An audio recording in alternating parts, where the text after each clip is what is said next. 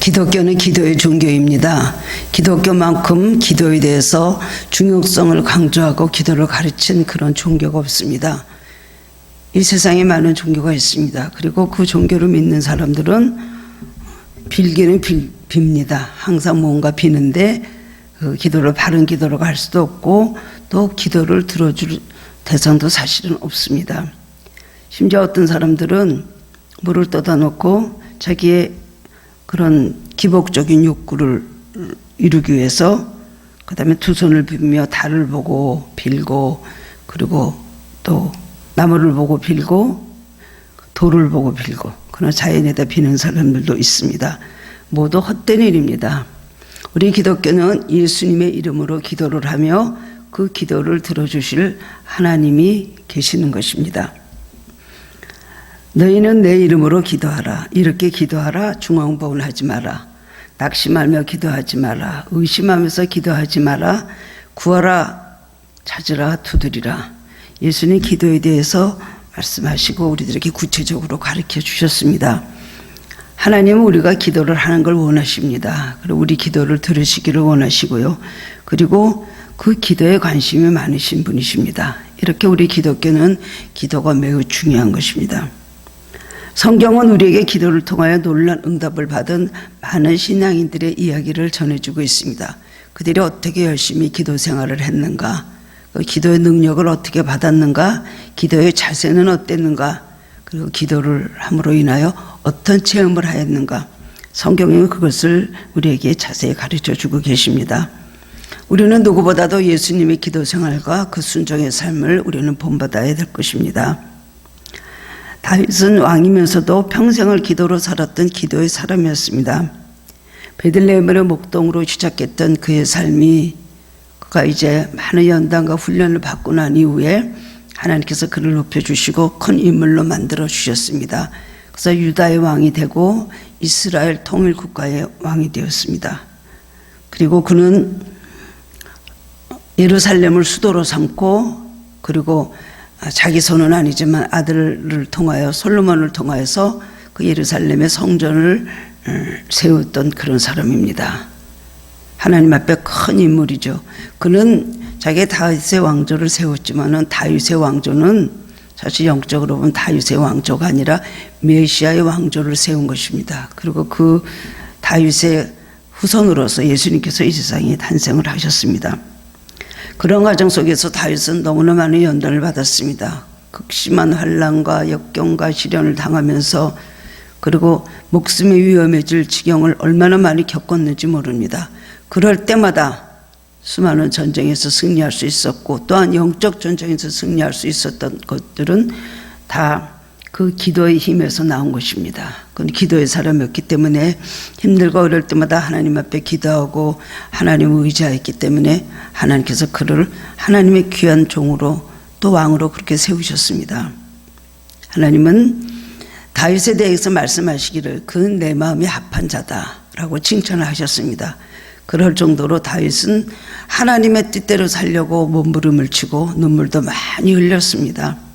왜 자기가 사울에게 쫓겨다니는지도 알지 못하면서도 쫓겨다니고 사울을 죽을 기회가 여러 번 있었지만은 그는 옷자락을 벤 것만 갖고도 마음이 굉장히 고통을 당하고 스스로 자책감을 가졌을 만큼 하나님의 뜻대로 살려고 몸부림쳤던 그런 왕입니다.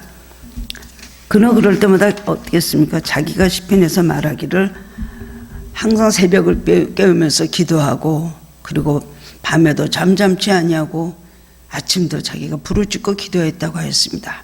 항상 어디서나 그는 기도로 살았던 사람이 다윗이었습니다.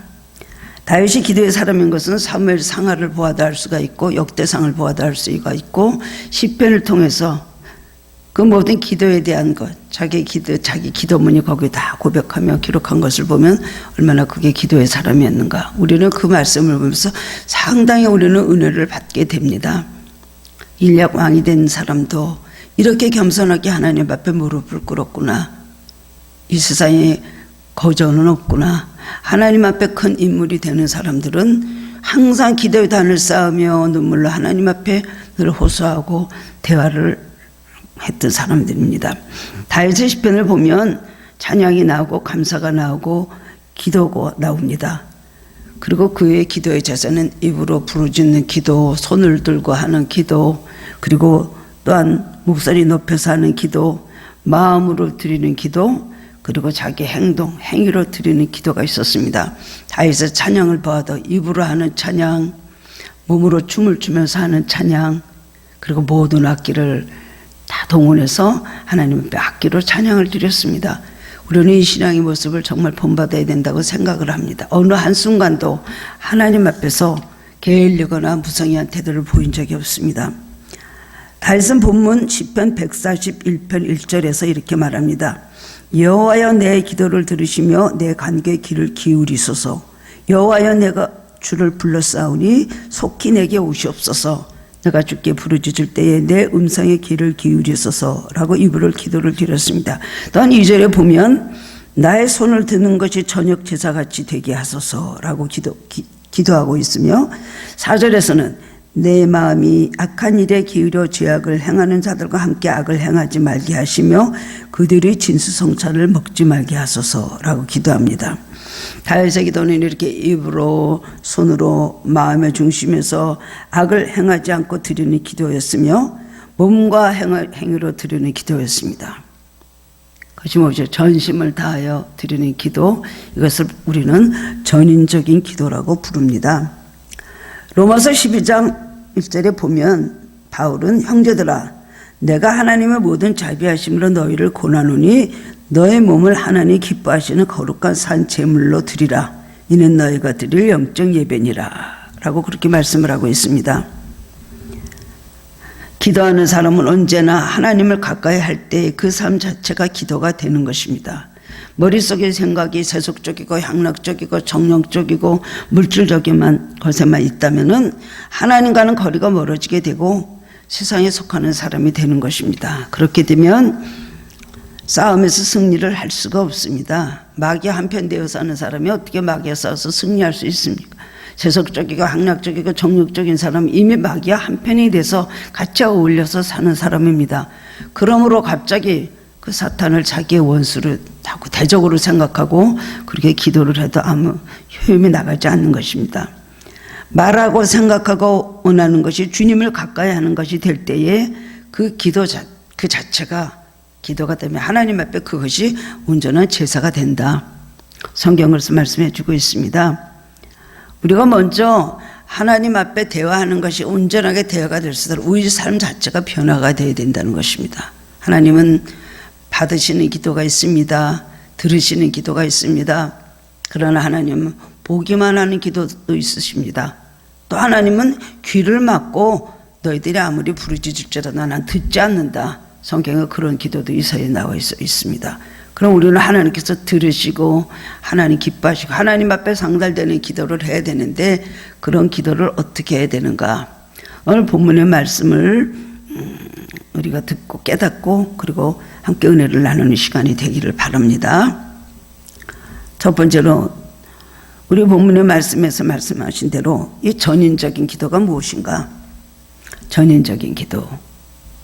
우리가 항상 하나님 앞에 입으로, 마음으로, 몸으로, 행동으로 전심을 다해서 하나님 앞에 드리는 기도. 하나님께서 그런 기도를 원하신다는 것입니다. 전인적인 기도를 우리가 드려야 된다는 것입니다. 전인적인 기도는 우리가 쉽게 바꿔 말하면 쉬운 요새 말로 레슬링 기도라고 합니다. 레슬링 기도. 여러분, 전인적인 기도를 비유해서 레슬링 기도라고 하는데 레슬링 하면 여러분 어떤 운동인 거를 여러분 머릿속에 떠오르지 않으십니까? 레슬링이라고 하는 것은 온몸으로 상대방과 부딪히며 하는 경기인데 사람을 죽지 않을 만큼만 고통을 줘서 그 다음엔 승리를 받아내는 것이 레슬링입니다. 레슬링은 스포츠라고 할 수가 없습니다. 레슬링을 보다 보면 마음이 막 이상하게 막 굉장히 움츠러들고 굉장히 긴장을 하게 될 때가 있습니다. 왜 그렇습니까? 너무나 격한 운동이기 때문에 이거는 운동이 아니라 완전히 싸움이다. 상대방을 거의 죽일 만큼 그렇게 그 사람을 괴롭히고 눌러놔야 내가 이기는 것 아닙니까? 그렇기 때문에 레슬링 경기를 보다 보면 뭐 피를 보는 경우도 많이 있고 눈알이 빠지는 경우도 예전에는 본 적이 있었습니다. 그리고 때로는 그 상대방의 생명을 잃었다는 말을 들을 때도 있습니다. 이렇게 격한 운동입니다. 그래서 저는 그 레슬링을 볼 때마다 저런 경기는 왜 있을까? 참 마음이 막 좋지 않습니다. 너무 사람들이 잔인하다. 저렇게 하면서 쾌감을 느끼고 그걸 바라보는 사람들은 왜 박수를 치는가? 그래서 나중에는 그 경기에서 이겼다고 손을 들 때 그 사람의 온몸 피투성이가 되어 있지 않습니까? 권투도 때로는 그런 걸 보면서 마음이 아잔하고 좋지 않을 때가 있습니다. 주먹으로 남을 때리는 저 경기가 무슨 우리가 영혼에 도움이 될까? 자, 인간은 잔인한 속성을 가지고 있다 느낄 때가 있는데요. 레슬링은 굉장히 심합니다. 그래서 뭐 들어서 던지고 외치고 그 다음에 또 뭐 다리를 걸어가고 뭐 꺾고 뭐 여러 가지 많은 그런 동작들이 있더라고요. 그러면서 그걸 잘해야지 그 점수를 얻어갖고 그것을 이긴다는 것입니다. 그렇게 필사적으로 목숨을 걸고 간절하게 하는 운동같이 우리가 기도하는 것, 이것을 레슬링 기도라고 합니다. 그런 기도가 상달이 된다는 것입니다. 그럼 우리가 레슬링 기도를 해야 되는 그 상대방은 누굴까요? 누구랑 이렇게 레슬링 기도를 싸워서 이겨야 될까요? 그것은 우리 말할 것도 없이 원수 마귀죠. 우리를 대적하는 마귀와 우리는 레슬링 기도하면서 싸워서 이겨야 된다는 것입니다. 우리는 데살로니가 전서 5장 17절 말씀을 알고 있습니다. 16절부터 보면 항상 기뻐하라, 쉬지 말고 기도하라, 범사에 감사하라. 쉬지 말고 기도하라 그랬어요. 우리가 어떻게 쉬지 않고 기도할 수 있습니까? 우리는 누구든지 기도하는 사람은 무릎을 꿇고 기도하는 시간이 반드시 있습니다. 무릎 꿇고 기도하다 보면은 그 시간에 하나님 앞에 집중을 하죠. 하나님 앞에 우리의 마음의 모든 또 소원도 아뢰고 우리의 모든 죄도 고백을 하고 주님의 또 뜻을 알고 우리가 하나님의 또 음성을 듣기도 합니다. 그런 것이 온전하게 무릎을 꿇고 할 때는 그렇게 할 수 있습니다. 새벽 기도나 아니면 예배 시간이나 아니면 딱 정해놓은 시간에 기도할 거 묵상할 때는 그 시간에 주님께 집중이 되기 때문에 흐트러지지가 않습니다. 그러나 그건 나머지 시간, 어떻게 24시간 우리가 잠도 안 자고 일도 안 하고 기도만 합니까? 그렇진 않습니다. 그 나머지 시간에 일을 하고 딴 데다가 우리가 신경을 쓰다 보면은 어떻게 됩니까? 기도 못 하죠. 그래도 자꾸 주님의 이름을 부르며 일을 하다가도 주님을 기억하고 주님을 생각하고 마음으로 주님께 드리는 사람은 참으로 신앙인이라고 할 수가 있습니다. 그런데 다른 일을 몰두하다 보면 또 우리가 긴장하고 일을 할 때가 있다 보면은 그렇게 기도에 집중을 하지 못하게 되죠. 근데 성경은 쉬지 말고 기도하라 말씀을 하고 있습니다. 우리가 쉬지 말고 기도하는 그런 생활은 어떤 생활일까요? 우리가 쉬지 않고 기도하는 생활은 우리가 무릎 꿇고 기도하는 그 시간 이외에 우리가 일상생활을 하며 우리가 또 육신으로서 해야 될 여러 가지 일들을 할 때에 맡겨놓은 일들을 할 때에 그 시간에도 기도하는 마음을 가져라. 그리고 우리가 기도하는 또 내용, 평소에 기도했던 내용이 있지 않습니까? 그 내용대로 살아라. 이것이 바로 쉬지 않고 기도하는 생활이라고 할 수가 있는 것입니다. 우리 전인적인 기도, 레슬링 기도는 뭘까요? 항상 우리 마음이 악을 향하지 않고 우리 마음의 주님께로 먼저 향하는 그런 자세를 가져야 되는 것입니다. 무엇을 하든지 항상 주님을 생각하고 우리가 주님을 기억하고 주님의 말씀대로 또 주님께 항상 우리 마음을 아뢰고 주님의 이름을 부르는 것, 이것이 우리가 전인적인 기도라고 할 수가 있습니다. 우리 삶 자체가 기도가 되는 것입니다. 근데 우리는 생각할 때 그렇습니다. 어떻게 그것이 가능할까? 일을 하는데 어떻게 그렇게 마음이 일을 하면서도 어떻게 기도를 할 수가 있을까? 두 가지를 잘할 수가 없죠. 공부하면서 공부에 집중하고 일을 하면 일을 집중해야지 어떻게 공부하고 그건 자기 직장에서 일을 하면서 자꾸만 그렇게 기도를 하게 됩니까? 그건 게으른 자세입니다 라고 생각할 수 있지만 그렇지 않습니다. 우리 신앙의 사람들은 두 가지를 할 수가 있습니다. 우리 영은 하나님을 향하고 우리 정신과 마음은 이 세상 일에 우리가 몰두할 수 있는 것입니다. 예수님은 오병이의 기적을 행하신 다음에 제자들을 빨리 배 타고선 저 호수를 건너가라 하시고 어디로 가셨어요? 예수님은 산으로 기도하러 올라가셨습니다. 산으로 기도하고 올라가셔서 거기서 기도를 하십니다. 세례요한이 순교당했다는 말을 예수님 들으셨습니다. 그 마음이 너무너무 안 좋아서 예수님께서 산으로 올라가셨습니다. 산으로 올라가서 기도를 하시는데 하나님께 기도를 하셨겠죠. 하나님과의 대화입니다. 그 기도하는 시간인데 또 예수님은 제자들이 배 타고 호수를 건너가면서 괴롭게 노를 젓고 그 다음에 풍랑에 시달리고 있는 것을 보셨습니다. 하나님과 영적으로 기도하시면서도 그 마음은 제자들에게 가 있었잖아요. 두 가지를 다 하셨어요. 예수님께서 급히 무리로 건너오셔서 제자들을 구원하시기 위해서 무리로 건너오셨습니다. 그 배에 오르시니 그 풍랑이 잠잠해지고 그 배를 타고 예수님 건너가셨다는 말씀이 나와 있습니다. 우리는 이 세상에 살면서 한쪽으로는 기도하고 한쪽으로는 하나님을 얼마든지 할 수가 있습니다. 그렇게 두 가지 할 수 있는 능력과 그런 영적 기능을 우리에게 허락해 주셨기 때문에 우리는 그렇게 해주신 것뿐만 아니라 그렇게 하기를 원하십니다. 우리는 세상 일만 하면서도 하나님 앞에 마음을 드리고 몸 드리는 일, 몸은 세상 일에 한다 할지라도 우리는 마음 드리는 일을 할 수가 있다는 것입니다. 그런 자세로 그 다음에는 결사적으로 필사적으로 정말 싸울 때 우리는 승리할 수가 있는 것입니다. 그래서 어떤 분들은 길을 가면서도 성령의 음성을 막 듣습니다. 어떤 분들은 길을 가면서도 막 사탄을 물리치는 그런 체험들을 많이 합니다. 우리 목사님은 미국의 맨하탄에 있는 월가를 지나가시는데 무슨 볼일이 있어서 월가를 가셨겠죠. 미국의 맨하탄을 그냥 뭐 아무 생각 없이 기도나 하시려고 거길 지나가셨겠어요. 그러는데도 영적으로는 하나님을 향하고 또 세상 일 뭔가 보시려고 글로 걸어가시는데 성령의 너무 강한 불을 무디 목사님에게 내려주셔서 목사님이 그 월가에서 막 쓰러지실 뻔했다는 거예요. 그 복잡하고 시끄러운 맨하탄 길에서 하나님 그만해 주세요. 하나님 그만이요. 그랬다는 겁니다. 우리가 전인적인 기도를 하려면 먼저 우리 마음이 하나님께로 향해야 됩니다. 제일 중요한 것은 우리 영혼과 우리 마음으로 하나님 앞에 드려야 되고 그 다음에는 우리가 입술로 몸으로 우리가 행위로 싸우는 결사적인 기도를 해야 된다는 것입니다. 겟세마네 동산에서 예수님의 기도, 생명과 바꾸는 필사적인 기도를 바로 이것이 레슬링 기도라고 합니다. 골로새서 4장 12절에 보면 그리스도 예수의 종인 너희에게서 온 에바브라가 너희에게 문안하니 저가 항상 너희를 위하여 애써 기도하여 너희로 하나님의 모든 뜻 가운데서 완전하고 확신 있게 서기를 구하나니 라고 했습니다. 여기서 애써서 기도한다는 것은 바로 그것입니다.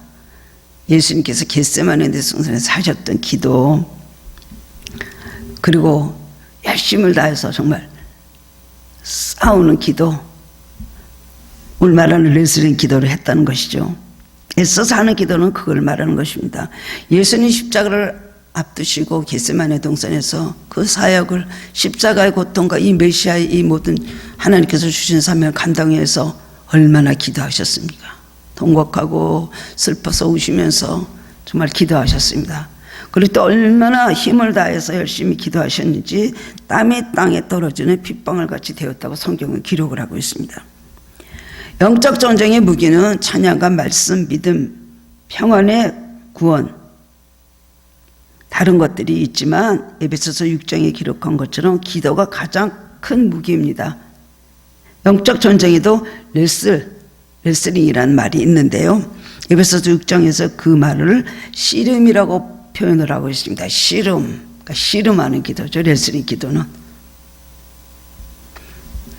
씨름하는 기도를 바로 레슬링 기도라고 하는 것입니다. 기도의 무기를 가지고 성령의 도우심으로 드리는 기도라는 말인데 영적 전쟁에서 악령을 물리칠 수 있는 가장 큰 무기가 레슬링 기도라는 것입니다. 레슬링 기도의 대표적인 두 사람 성경에서 우리가 찾아볼 수 있습니다.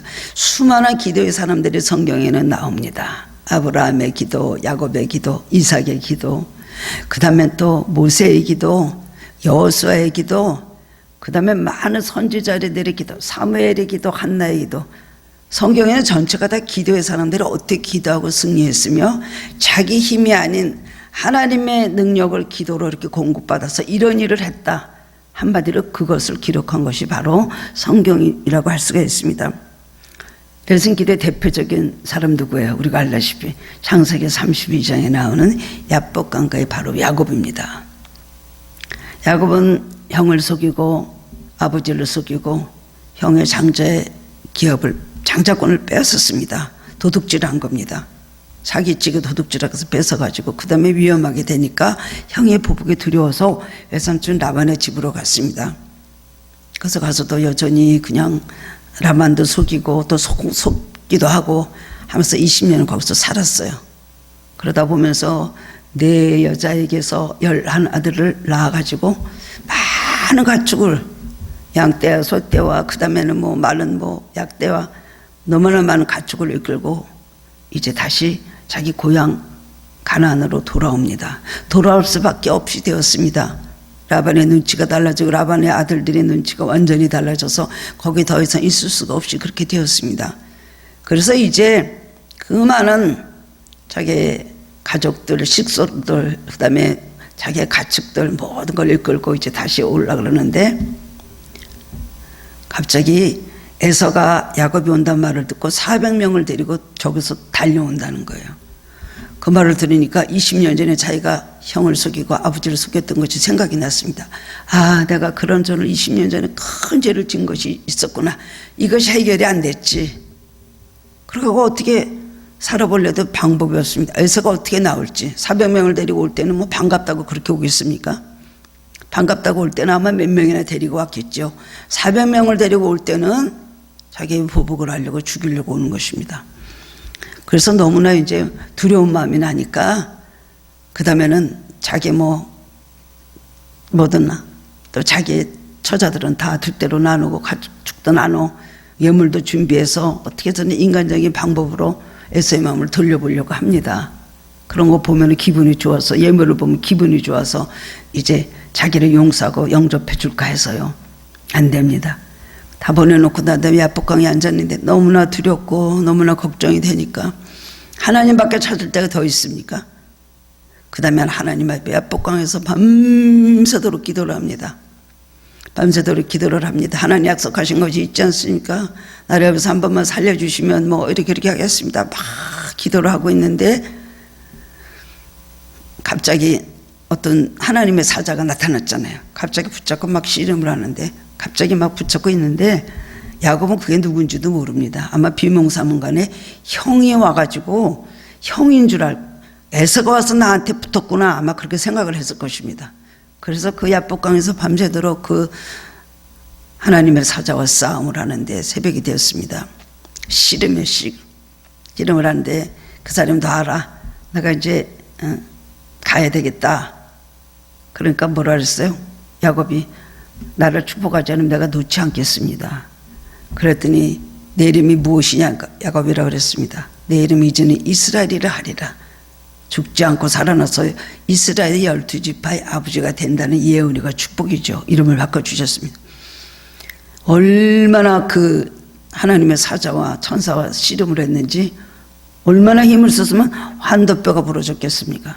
예수님은 너무 기도하시다가 눈에서 땀방울이 변해서 핏방울이 흐르듯같이 되셨다고 하는데 야곱은 그 정도가 아닙니다. 뼈가 부러졌습니다. 뼈가. 예수님보다 어떻게 보면 기도를 더 정말 결사적으로 했던 그런 사람이라고 할 수가 있겠죠. 성격적으로 그렇습니다. 환도뼈가 부러졌어요. 그러니까 그때 그냥 환도뼈 큰 힘줄을 쳐버렸습니다. 천사가. 그게 뭐예요? 고집과 야심과 속임수와 그 다음에 세상적인 모든 탐심과 그 술수를 쓰는 좋지 않은 것들 이것을 다 쳐버리고 그 다음에는 그 천사는 떠나가고 이 사람은 다리를 그때부터 절면서 분이엘이 아침에 돋았다 그랬어요. 거기서 그 천사와 써서 싸운 게 뭐예요? 씨름하는 거예요. 그냥 엎치락 뒤치락 막 그냥 천사가 맞았을까요? 천사가 때렸을까요? 천사가 나중에 한번 쳤죠. 그러니까 환도뼈가 부러지고 힘줄이 끊어졌습니다. 우리 이런 기도를 드릴 수가 있을까요? 야곱은 그래서 그때 완전히 자기의 운명이 바꿔졌습니다. 영적 운명이 바꿔졌어요. 야곱이 이스라엘이 되는 놀라운 변화가 나타난 거예요. 그런 기도의 자세가 틀렸다면 성경은 왜 야곱의 기도를 굉장히 높이 사고 있을까요? 그 다음에는 열왕기상에 보면은 19장 18장에 나오는 것 엘리야 이야기가 나옵니다. 엘리야도 정말 기도의 사람이었습니다. 엘리야는 바알과 아세라의 450명 400명의 선지자들을 갈멜산 꼭대기로 부르십시오.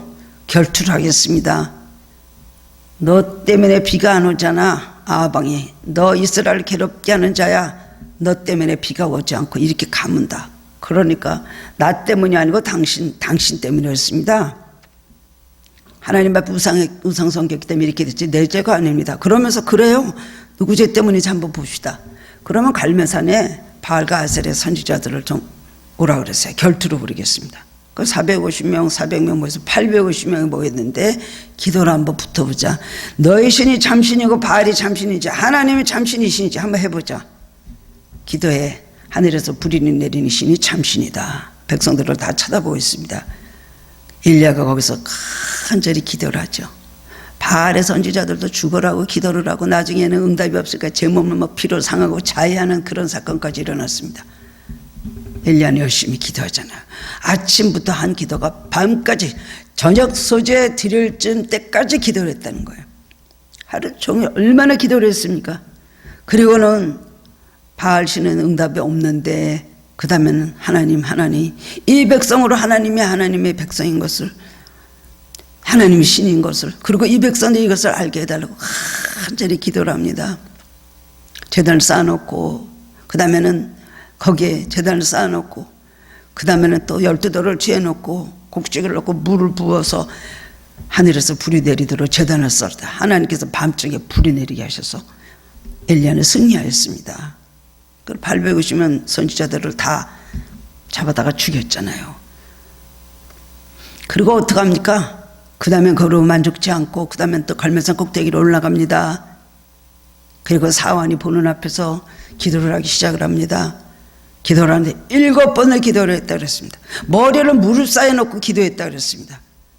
그래서 너 하늘에 뭐가 떴나 봐라. 사원이 가서 보니까 아무것도 없습니다. 또 가서 봐라. 아무것도 없습니다. 또 기도하고 또 가서 봐라.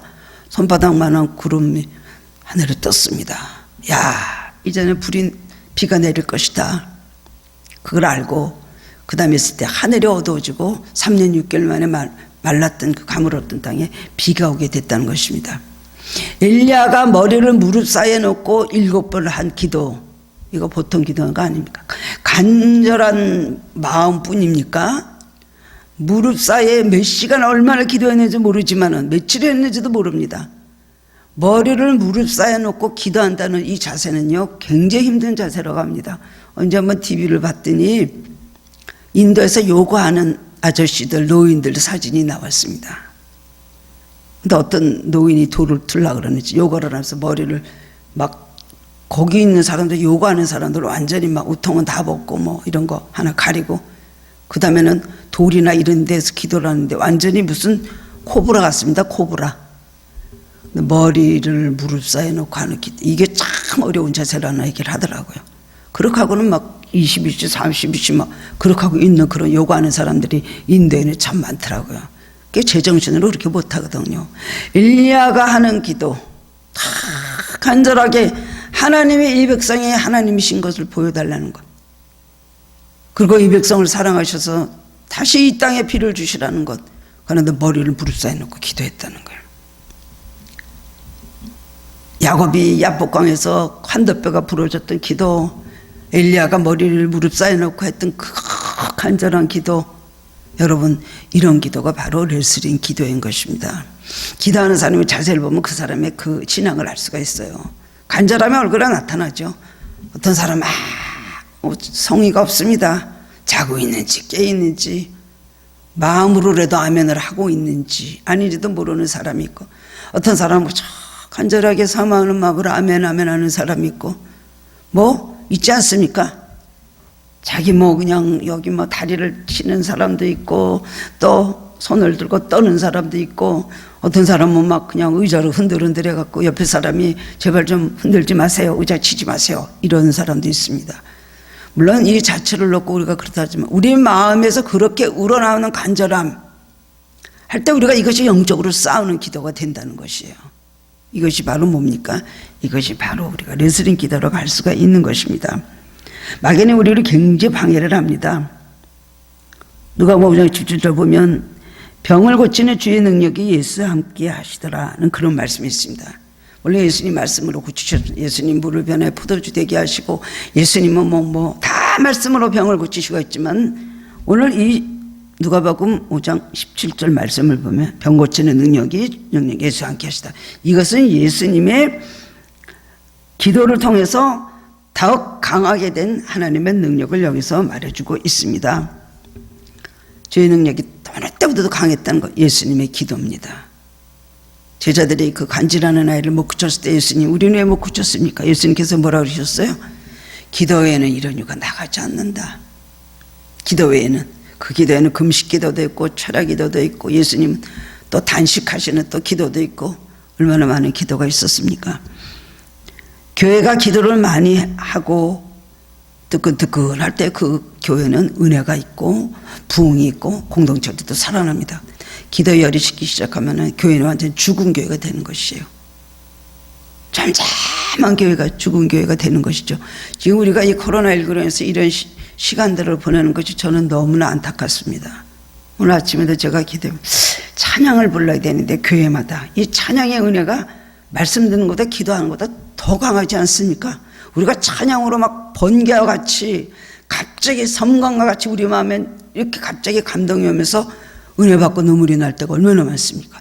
여러 시간을 기도해도 찬양 하나 들을 때 그 받은 은혜 못할 때가 정말 많이 있습니다. 근데 이 한국 교회들이 이제 찬양을 못 부르고 그냥 마스크로 꼭 입을 사는 소리 내지 마십시오. 침 튀기면 안 됩니다. 이것이 좀 마귀의 이거 계략이 좀 무엇일까? 찬양을 불러야 되는데 마음껏 찬양을 부르지 못하는 것이 너무나 안타깝습니다. 예배를 못 드리고 큰 소리로 우리가 기도를 못하니까 찬양도 못 부르고 마스크 꼭꼭 싸매고 옛사람의 소리가 들릴까봐 조용하고 코로나가 옮을까봐 옮길까봐 하는 가운데 있으니 이게 얼마나 안타까운 일인지 모릅니다. 우리는 한국교회에 다시 불붙는 기도운동이 일어나야 되는 것입니다. 레슬링 기도를 하다 보면 굉장히 강해집니다. 영적 정체에서 승리할 뿐 아니라 레슬링 기도를 하는 사람들은 은사를 받습니다. 능력을 받습니다. 불을 받습니다. 우리가 봉사할 때도 몸을 부대끼며 열심히 하는 봉사와 편안하게 하는 봉사 같겠습니까? 우리가 헌금을 해도 물질적으로 어려운 사람이 하나님 앞에 정말 부대끼면서 드리는 헌금과 그냥 넉넉한 데서 조금 뽑아가지고 그저 적선하듯이 하는 헌금하고 하나님께서 똑같이 받으시겠습니까? 힘들게 레슬링 기도를 하다 보면 여러분 능력을 받습니다. 그래서 특별히 주의 정도로 레슬링 기도를 많이 해야 된다고 생각을 합니다. 그 기도가 부족하기 때문에 항상 영적 능력이 없어서 마귀와의 싸움에서 그냥 승리하지 못하고 늘 패배하게 되는 것입니다. 레슬링 기도를 우리가 간절히 드릴 수 있는 것이 큰 축복인 줄 알아야 되는 것입니다. 레슬링 기도하다 보면 은사를 받고 능력을 받습니다. 하나님의 살아계심을 체험하게 됩니다. 현실적으로도 영적으로 마귀와 싸워서 승리하기 때문에 굉장한 체험이 생깁니다. 신앙의 굉장한 성장과 그리고 놀라운 그야말로 진보가 있습니다. 레슬링 기도가 아주 필요한 것입니다. 그렇지 않은 사람은 다 부정적인 시각으로부터 냉랭하게 살아갈 수밖에 없이 그렇게 되는 것이죠. 그렇다면 우리 레슬링 기도의 유익은 무엇일까요? 첫 번째로 예수님 기도의 유익은 성령의 감동과 깨달음을 주십니다. 열심히 이렇게 레슬링 기도하는 사람은 성령의 감동과 깨달음을 주십니다. 우리가 은혜를 받을 때 하나님께서 우리 마음에 어떤 감동을 주고 은혜를 받을 때 마귀가 계속 경제에 와서 막습니다. 다니엘도 기도할 때 마지막에 일어날 예언에 대해서 가브리엘 천사가 갔고 다니엘 20일의 기도의 응답을 받아갖고 주님으로부터 받아서 내려오는데 바사왕이 막았다 그랬어요. 바사왕은 그때 그 바사 나라를 지배하고 있었던 그런 바사의 그 마귀 나라입니다. 공중에 있는 마귀 나라. 바사의 권한을 주고 바사를 강대하게 만든 공중에서 그를 지배하는 나라예요. 마귀 나라예요. 그 바사왕에서 막았다 그랬어요. 은혜를 받을 때 마귀가 얼마나 우리에게 와서 은혜 못 받게 하는 줄 압니까? 잠이 오게 한다든가 아니면 딴 생각이 난다든가 아니면 몸이 불편해서 그냥에는 뭔가를 아주 불편해서 앉아있지 못하게 한다든가 은혜 받을 때까지 마귀가 굉장히 많이 방해합니다. 레슬링 기도를 하면은 우리 마음에 감동을 주시고 은혜를 주신다는 거예요. 그걸 싸워야 이겨야 됩니다. 비행기를 타고 우리가 높은 하늘에 가려면 구름층을 통과해야 되죠. 구름층. 이 구름층을 통과해야 되는데 우리가 이 구름층이 막역사예요. 이 구름증을 통과할 때에 높은 하늘로 그걸 물리치고 뚫고 올라갈 때에 하나님께서 주시는 큰 은혜를, 신령한 세계 그 아름다운 모든 은사와 그런 기쁨을 우리가 체험할 수가 있는 것입니다. 그래서 우리가 감당 은혜를 주시는 인간의 한계를 깨닫게 됩니다. 아, 내가 무엇을 잘못했니까 알게 되는 것입니다. 레슬링 기도하는 사람에게 그런 것을 주십니다. 은혜 받겨서도 열심히 기도해야 됩니다. 두 번째로는 기도할 때는 예수님의 마음을 알게 됩니다. 제가 말 레슬링 기도하면서 힘들고 몸으로 싸우고 마음으로 싸우고 하다 어려울 때 그 다음엔 뭘 느낍니까? 예수님 겟세마네 동산에서 이렇게 기도하셨구나. 예수님 기도할 때도 이렇게 고통 속에 힘들게 기도하셨구나. 그 예수님의 고난에 동참하게 되는 그런 체험을 해 주신다는 거예요. 레슬링 기도하는 사람에게는 주님의 십자가 고난, 또 예수님께서 우리를 사랑하심이 인하여 당하신 여러 가지 모든 고난과 희생을 우리가 알게 되는 것입니다. 그 다음에는 레슬링 기도할 때는 적을 경계하고 적하고 싸우게 되는 것입니다. 경계심이 없는 신앙은 이게 문제인 것입니다. 마귀는 틈만에서 우리를 공격하고 쓰러뜨리려 하거든요. 그러는데 레슬링 기도를 하지 않고 그저 중언부언하고 긴가민가하고 게으르고 하품이나 하고 뻑뻑하다가 그저 시간이나 보고 하는 그런 기도를 하게 되면은요, 마귀에게 완전히 눌려버리고 마귀를 경계하는 자세가 되지를 못하죠. 마귀는 어떤 대상이에요? 근신하라 깨어라 나의 대적 마귀가 우는 사자가 다니며 삼킨 자를 찾나니 너는 깨어서 대적하고 기도하라고 하죠. 근신하고 있으라 했잖아요. 레슬링하는 기도는 근신하는 기도예요. 적을 경계하는 기도예요. 마귀하고 싸우는 기도라고 할 수가 있습니다. 그래서 고린도후서 2장 11절 보면 사탄에게 속지 않게 하려 함이라. 사탄이 우리 속인다는 것이었어요. 사탄의 속임에서 빠져나갈 수 있는 것이 레슬링 기도입니다. 그 다음에 누가복음 22장 32절에도 예수님께서 베드로에게 말씀하셨습니다. 시몬아 시몬아 보라 사탄이 너희를 밀가부로 하려고 요구하였다. 마귀가 예수님께 자꾸 우리를 요구하는 거예요. 마귀는 뭐예요? 곰사예요, 곰사. 우리 죄를 자꾸만 예수님 같다, 예수님께 하려고 우리를 벌줘야 됩니다. 혼내야 됩니다. 저거는 그래야 됩니다. 예수님 이랬대요, 저랬대요. 참사하는 일이 마귀가 하는 일이죠. 베드로전서 5장 8절 보면은 너희 대적 마귀가 두루 사자같이 다니며 삼킬 자를 찾는데, 레슬링 기도할 때는 이것을 경계하고 영적으로 싸워서 전쟁에 들어가기 때문에 이길 수 있다는 것입니다. 그렇습니다. 사탄이 우리를 자아도취에 빠지게 하고 영적 긴장을 풀어버리게 한 후에 우리를 공격할 때 우리는 패배하고 마는 것입니다. 사탄은 내쫓아야 되고 싸워야 될 대상입니다. 그걸 안을 대상이 아니에요. 눌려있을 대상도 아니에요. 우리가 그냥 밟아버리고 우리가 물리쳐야 되고, 또 그렇게 고난당하는 모든 믿음의 우리 형제 자매들을 위해서 우리는 기도해야 된다는 것입니다. 그 다음에 성령의 강력한 역사를 허락해 주십니다. 그래서 이 기도를 하는 사람은 성령의 불을 받습니다. 능력도 주시고 영적으로 강한 힘을 주셔서 신령한 생을 더보게 하시고, 그런 힘을 주셔서 또한 중보기도 하게 하십니다. 그 다음에 영적 승리의 비결을 가르쳐 주십니다. 우리 전쟁의 목적은 뭐예요? 바로 이것은 승리인 것입니다. 기도 무기를 가지고 악령과의 싸움에서 승리할 수 있다는 것을 영적으로 우리가 깨닫게 되는 것입니다. 우리가 기도하다 보면 무엇을 싸워야 될지 알아지는 거예요. 레슬링 기도하다 보면 점점 알아지는 거예요.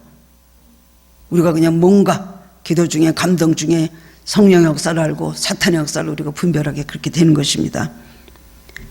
레슬링 기도하는 사람 항상 신앙을 강하게 해주신다는 겁니다. 하나님께서 열심히 기도하고 하나님 의지하는 사람을 하나님 겸손한 사람이라고 보시고 그런 사람을 사랑하시고 축복을 해주신다는 겁니다.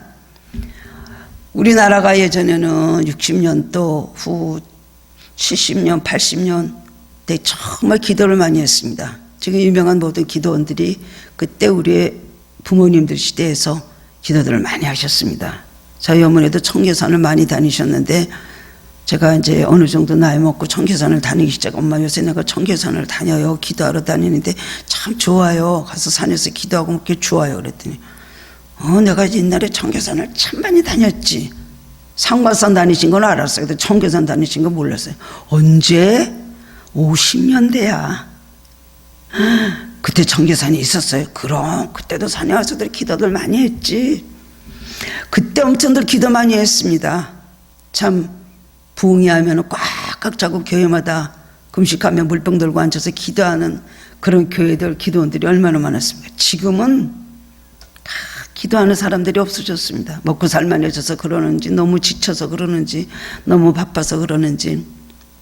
한국 교회들이 참 외국의 목사님들과 교회에서 참으로 칭찬하고 부러워하고 한국 교회를 닮자 그랬던 것이 우리 한국 교회였습니다. 지금은 너무나 기도불이 꺼지니까 외국의 목사님들도 오셔가지고 한국 교회가 많이 식었다. 그 불이 오히려 외국으로 가서 외국에서 또 불이 막 붙고 그러더라고요.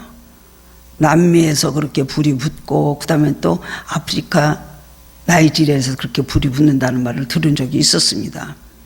가보지는 못했지만 하나님은 어떤 나라에 어떤 민족에게 어떤 하나님의 교회를 축복하실까요?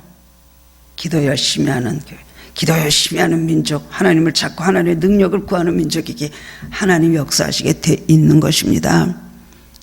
이 모든 것이 따라서 옵니다. 한국 교회들이 이렇게 모든 게 식어서 지금 많은 교회들이 문제를 안고 있으며 참 많은 마귀의 공격을 받고 있으며 패배하는 모습을 우리가 보고 지금 이런 시대를 우리가 지나면서 참 다시 한번 깨어서 기도해야 되고 레슬링 기도들을 참 필요한 때가 왔다라는 생각을 하게 됩니다. 우리는 기도의 자원을 비축해야 됩니다. 기도는 뭡니까? 통장에 우리가 돈을 저축할 것이 아니라 기도를 저축해 놔야 되는 것입니다. 흉년 때에 환난 때에 우리가 기도의 모든 것을 자원을 비축해 놓으면 경악이 지나갑니다. 그렇게 명적 싸움이 심하지 않고도 쌓아놓은 기도로 우리가 할 수가 있고 교회도 그렇습니다. 많은 기도를 쌓아놓은 교회는 어려움을 당할 때도 하나님께서 지켜주시고 마귀에게 공격받고 큰 피해를 받지 않는 것을 체험하게 됩니다. 오늘 우리는 어제 기도 쌓아놓은 기도로 오늘 이것을 또 우리가 다 기도가 또 우리가 사용됐다면 여러분 자꾸 리필을 해야죠. 기도의 힘을 저축해야 되는 것입니다. 기도의 힘을 자꾸만 또 충전해야 되는 것입니다. 옛날에 많이 해놨는데 뭐 옛날에 기도 많이 했지. 아이 다 우리는 그때는 그랬어. 그 말이 그게 얼마나 통하는 얘기입니까? 자꾸만 매일매일 기도로 비축하고 내 통장에 돈이 얼마 있는가 볼 것이 아니라 내 기도의 통장에 얼마나 기도가 쌓여져 있는가 이것을 봐야 되는 것입니다. 그럴 때 우리가 환난을 대비하고 그 다음에 여러 가지 시험을 이기고 또 어려움 당하는 모든 이웃들을 우리가 기도로 도와줄 수가 있는 것입니다. 여러분 우리가 기도를 하되 상달되는 기도를 해야 됩니다. 그죠? 들은 둥 마는 둥 하는 기도, 하는 둥 마는 둥 하는 기도를 하면 안 됩니다. 정신을 차리고 근신하여서 우리 정신을 집중하고 마음을 모아서 하나님께 기도를 해야 되는 것입니다. 목숨 걸고 우리가 기도하는 사람은 마귀가 당하지를 못합니다. 오늘 우리가 그런 기도를 레슬링 기도를 통하여 백전백승의 승리를 거두고 다시 한번 은혜를 회복하시는 성도님들 되시기를 주님의 이름으로 축원합니다. 사랑의 주님 은혜를 감사드립니다. 오늘도 기도의 이 말씀을 통하여서 오늘 수요 예배를 우리들이 드립니다. 주님 우리가 기도가 하나님 힘이 빠지고 기도의 불이 꺼지고 기도 열심히 식어지진 않았는지 다시 한번 기억할 수 있게 주옵소서. 주님의 말씀을 다시 한번 우리들이 생각할 수 있게 하여 주옵소서. 에베소 교회 예수님께서 책망하셨습니다. 주님 그들이 봉사도 하고 열심히 노력도 하고 과거에 해놓은 것도 많이 있었지만은 첫사랑과 첫 믿음을 잃어버렸을 때에 예수님께서 책망하셨습니다. 그렇지 않으면 내가 촛대를 옮기리라고 말씀하셨습니다. 예전에 많이 해놓은 기도, 예전에 많이 쌓아놓은 봉사, 예전에 많이 하나님 앞에 드렸던 헌금, 그것을 가지고 오늘까지 자랑으로 삼지 않게 하시고 그걸 갖고 우리가 믿고 해이해지지 않게 하여 주시옵시고, 믿음은 오늘입니다. 과거도 아니고 내일도 아닙니다. 믿음은 오늘입니다. 오늘 내 믿음이 어떤지 다시 한번 돌아볼 수 있도록 우리에게 경각심을 허락하여 주시옵시고 성령의 음성을 들려주시길 원하고 기도합니다. 지금 우리가 기도할 것이 너무나 많습니다. 태석 같은 문제들이 하나님 여러 가지로 우리를 누르고 있는 이 시대에 깨어서 기도하게 하시고 레슬링 기도를 할 수 있는 능력을 다시 한번 허락하여 주옵소서. 그래서 하나님 정말 영적 싸움에서 승리할 수 있게 해주시고, 하나님 기도 응답이 그렇게 만만한 것이 아닌 것인 줄 알아서 정말 우리가 정신을 차리고 혼신의 힘을 다려서 필사적으로 기도함으로 기도 응답 받고 아버지의 뜻을 이루고 우리 삶이 복되고 참으로 하나님 이 세상의 삶이 감사함으로 바뀔 수 있도록 축복하여 주시옵소서. 하늘께 그런 놀라운 능력이 다시 한번 임하고 기도의 불이 붙기를 원합니다. 할렐루야. 주님을 찬양하며 예수 그리스도 이름으로 기도드리옵나이다. 아멘.